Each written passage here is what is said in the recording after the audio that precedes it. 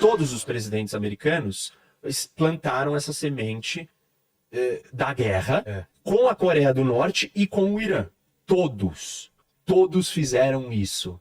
E lá no passado com o ISIS, formando o ISIS, o Osama, com todos. armando todo mundo. Aí você vai falar assim, mas então, assim, o mundo é um lugar instável de guerras.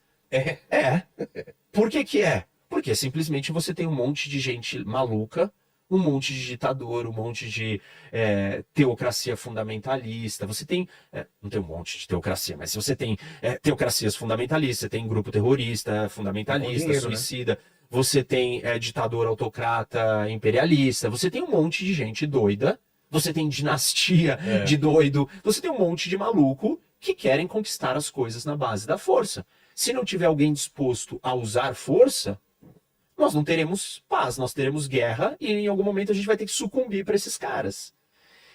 Então, a ideia de que a gente vai olhar para a paz, a gente não pode olhar durante 4 anos. E eu sempre explico isso. Ah, não, mas quando o Trump estava no poder, não teve guerra. Quando que a Rússia começou a sua ofensiva? 2014. Pois é, então, Verdade. 2014, né? Que coisa, gente. Invadiu. Ah, mas o Trump fez a Rússia não entrar em guerra. Ah, não. Ah, entendi. Quer dizer, Verdade. tipo, assim, não é desse jeito. Nenhum presidente americano vai impedir os movimentos do Putin. Você precisa contrapor os movimentos do Putin. Nenhum presidente americano vai conseguir impedir a ação da China comunista. Não vai. Não vai. A China vai se mobilizar e vai avançar. A China está se preparando para isso. Ela já tem maior frota, não tem? A maior marinha do mundo. Maior número de embarcações. Exército, não? Talvez em número de pessoas ela possa ter maior na hora que convocar, porque né, a população é gigante. Mas a gente não pode só olhar para o número, a gente tem que olhar para a qualidade. Claro. Tipo, a China tem um porta-aviões operacional, o segundo e o terceiro em treino, em teste. Os Estados Unidos tem 11 porta-aviões nucleares operacionais e está operando porta-aviões há mais de um século. Então não é simples você construir um porta-aviões. Construiu. Você sabe operar? Você testou ele em batalha? Você já foi para a guerra com um porta-aviões e ele funcionou? Os Estados Unidos está fazendo isso há muito tempo. E aí tem um outro problema. Aliás, esse é um outro parênteses interessante com a ideia. Os Estados Unidos não tem que ir para a guerra. O que garante que os Estados Unidos é a maior potência militar não é só porque ele gasta em defesa e tem os melhores equipamentos militares. É porque ele tem a força militar mais bem treinada e mais experiente em batalha. Como é que você ganha experiência em batalha? Batalhando. Acordando todo dia e indo para a guerra. Ir para a guerra tem um propósito. As pessoas acham que tipo, a paz ela é uma condição de escolha só. A paz ela não é uma escolha humana, ela é uma consequência de um processo de muita guerra. Ela não vem do nada. Senão você não está preparado para lutar. E aí quando aqueles lobos vierem, você vai ser um cordeirinho, uma ovelha, uma comida deles. Você vai ser destruído por eles. Então você tem que estar preparado. O que faz os Estados Unidos estar preparado? De tempos em tempos ele está travando guerras. Uma das grandes conversas e discussões sobre os conflitos do futuro e a ascensão da China e a questão de Taiwan os militares chineses, apesar de estarem gastando todo o dinheiro que estão para se equipar, eles têm proeficiência, eles têm condições de travar uma guerra. A gente sabe se eles são bons de guerra. A Rússia, que tinha uma imagem muito mais durona, mais sólida, está tendo uma dificuldade, assim, está passando um aperto na Ucrânia imenso. E isso que são os russos, que travaram muito mais batalhas, têm uma experiência, uma escola militar muito mais moderna, né? Não estou falando da China antiga, estou falando da China atual. Então a China tem um questionamento, que é uma vantagem para o Ocidente, caso confronte a China. A China realmente vai saber lutar? As tropas chinesas vão ser competentes? Elas vão ser bem-sucedidas na hora da realidade? A gente sabe que as tropas americanas são, e mesmo assim, levaram um couro, ou se deram mal em vários conflitos recentes. Mas, desculpa, aprenderam um monte. Foi reescrito o manual de contra-insurgência do exército americano na invasão do Iraque. Generais americanos reescreveram o que é o manual de contra-insurgência. Estados Unidos aprendeu um monte com contra-insurgência. Por que Israel é tão efetiva militarmente?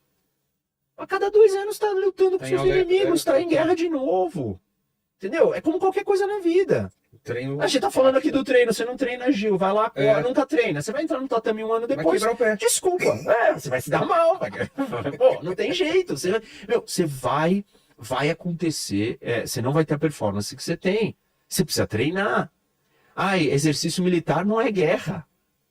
Então não é de todo mal, dado que a gente vive num contexto e num ambiente que as guerras continuarão existindo, não é de todo mal a maior potência do mundo, que defende os valores mais importantes para a civilização humana, que são os valores de liberdade, de Estado de Direito, de coisas que a gente acredita de democracia, estar preparada para lutar. Estados Unidos entrar em guerras não é uma coisa assim só catastrófica. É uma coisa necessária para que ele esteja pronto para as batalhas que vão vir. Mas aí voltando, que esse foi só um parênteses, né, da utilidade de você também treinar e entrar em guerra. Mas voltando para a questão do Trump e dos americanos, dos presidentes americanos, o processo da China, eu estava falando disso, a China ela está se preparando para o que ela está se preparando, você me perguntou do tamanho da marinha e tal. Mas antes disso, o meu raciocínio era, a China está se preparando para assumir a posição que ela tem no mundo, não é há 2 anos, 40 anos. Os chineses, eles seguem a doutrina militar e estratégica de Sun Tzu, a arte da guerra. Existem 2 grandes pensadores de estratégia militar, um oriental e um ocidental. Tem vários outros, mas esses são os 2 pais. Sun Tzu, o pensamento oriental, e o Clausewitz, que é o pensamento ocidental, prussiano. Os chineses, e o Sun Tzu são Sun Tzu. Uma das frases mais repetidas e conhecidas do Sun Tzu é: o ápice da estratégia é ganhar a guerra antes dela começar. Como é que você ganha a guerra antes dela começar? Você se prepara, você fica tão forte, tão grande, você dá os seus passos e os seus movimentos no tabuleiro de uma forma tão estratégica que você dá um checkmate no seu adversário sem precisar lutar. Ou seja, a China, ela tem uma visão de tempo diferente do que os idólatras, fanáticos, cegos, apaixonados por político de estimação do Ocidente. Eles olham para o mundo numa escala de tempo totalmente diferente. Eles estão se preparando há 30, 40, 50 anos para o momento que eles serão a grande potência do mundo. Com certeza. E não é 4 anos ou 8 anos de um presidente americano que vai romper com este caminho, a não ser que você esteja disposto a ir lá e destruir aquele projeto daquele governo e não do país. Porque tem essa diferença na China. Existem os chineses e existe o Partido Comunista que domina, que é o regime. É a mesma coisa no Irã. Existem os iranianos e existem os ayatollahs que dominam o país. Se você quiser acabar com esse projeto chinês de 50, 100, 150 anos, se for necessário, você precisa ir lá e derrubar o Partido Comunista Chinês. E o Ocidente, de certa forma, tinha uma estratégia para fazer isso. Nós vamos abrir a China e nós vamos fazer a China se transformar de dentro. Como? Nós vamos trocar com a China economicamente, vamos fazer ela crescer e essa transformação econômica vai fazer eles mudarem o seu modelo político interno. Porque as pessoas vão ganhar dinheiro, com dinheiro elas vão ter poder, e o poder vai ser diluído e dividido. É incompatível você ter uma economia aberta e um sistema político fechado. Em última instância, ou a economia começa a se fechar, ou o sistema político começa a se abrir. E fizeram uma aposta, o Ocidente fez uma aposta. A aposta está dando errado, porque a China se abriu, mas ela está se retrocedendo. Então ela está se fechando economicamente e está se fortalecendo politicamente. Então o projeto do Partido Comunista Chinês continua com força total adiante. Independente se o presidente americano é o Trump, o Biden, a Kamala ou o Bernie Sanders. Então, se você quer entender de geopolítica, se você quer ter um raciocínio geopolítico, você não pode repetir um mantra ideológico de política doméstica do líder que está buscando se eleger e fala que se ele for eleito vai ter paz no mundo. A geopolítica ela corre em paralelo. E me parece também que o domínio nunca foi, nunca é completo se ele não for cultural também, né? Como a França teve, a Inglaterra, os Estados Unidos. A China parece que está preocupada com isso também. Também. Com grandes produções e tudo Isso. mais, de exportar A cultura chinesa, que é o soft power. Exato. E tudo bem, assim, por que eu estou dizendo tudo isso? Eu estou alertando para quebrar. A nova rota da seda, entrando lá na África, construindo portos. E isso, assim, ela vai continuar construindo a nova rota da seda. Ela vai continuar querendo dominar Taiwan. Vai, né? Vai! Ela vai querer Taiwan. O objetivo final é ter Taiwan. Ela terá Taiwan. Assim, ela não vai desistir de quando ter. só? É quando. Ela não vai desistir de ter porque tem um presidente que ele é imprevisível. Ou porque ele fala grosso. Não é o que ele fala, é o que ele faz.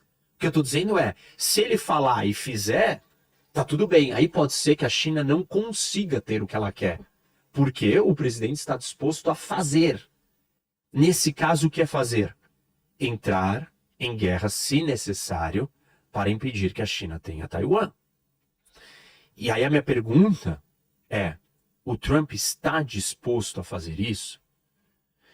Para os entreguistas, apaixonados e cegos, ingênuos e repetidores de mantra, vão dizer que ele não tem que fazer isso. Porque nós teremos paz se ele fizer isso. Não, nós não teremos paz. Quer dizer, teremos. Qual paz? A primeira paz que eu expliquei. Que é qual? A paz na base da submissão. Exato. Da entrega total, da ajoelhar, se curvar ao outro. É paz. Só que aí você se torna um escravo do outro. E eu não acho que o mundo, nem ocidental, nem o resto do mundo, pode ser um escravo de um partido comunista chinês. Não é da China. A China é uma coisa só. Os chineses não têm voz lá dentro. Quem define para onde a China vai é um grupo pequeno de pessoas, o Partido Comunista Chinês. E aí, nesse sentido, as falas do Trump, elas não vão trazer paz necessariamente. Ou vão. Essa é a primeira paz, a paz da submissão. A paz da fraqueza. É um tipo de paz. Só que ela, no futuro, vai levar a uma derrota. Porque os Estados Unidos e o mundo não param quando o Trump sai do poder. Se a China conquistar Taiwan, qual é o próximo passo? Ela vai para Okinawa. E depois de Okinawa, que já é o Japão, ela vai para onde? Ela vai para o Japão. O que ela vai fazer? Ela vai dar carta branca para a Coreia do Norte invadir a Coreia do Sul. Ela vai conquistar todas as ilhas do Mar do Sul da China que ela acha e diz e quer que sejam dela. Então ela provavelmente vai pegar um pedaço das Filipinas e de vários outros países da Ásia. E assim, se isso é paz, é paz, não teve guerra. Vamos dar tudo para a China. É paz, não teve guerra, vamos dar tudo para a Rússia. É paz, não teve guerra, vamos dar tudo para o Irã. Não estou dizendo que essa é a proposta do Trump. Na Ucrânia, sim, eu não cheguei em cada um deles, mas eu estou explicando a narrativa para as pessoas separarem o que é a narrativa do líder, do político que quer ser eleito e precisa de uma frase de efeito. Não dá para o Trump vir e explicar tudo isso que eu estou falando aqui. Ele não está num podcast para convencer eleitor. Político não fala em podcast, ele precisa de uma frase de efeito. Exatamente. Make America Great Again. MAGA. Aliás, ele ganhou por isso. Porque ele tinha um norte, ele tinha um objetivo, ele tinha um sonho, ele tinha um desejo, ele tinha uma linha mestre para levar todo mundo. Venham comigo, eu sei para onde eu quero conduzir vocês, eu quero te levar. Ele tinha um sonho para vender. E o sonho não é uma história, não é aulas e aulas de geopolítica, anos e anos estudando geopolítica. Mas se você quiser entender um pouco mais do mundo, você não pode comprar o tagline dele de eleição. Total. Tagline mesmo. Pô.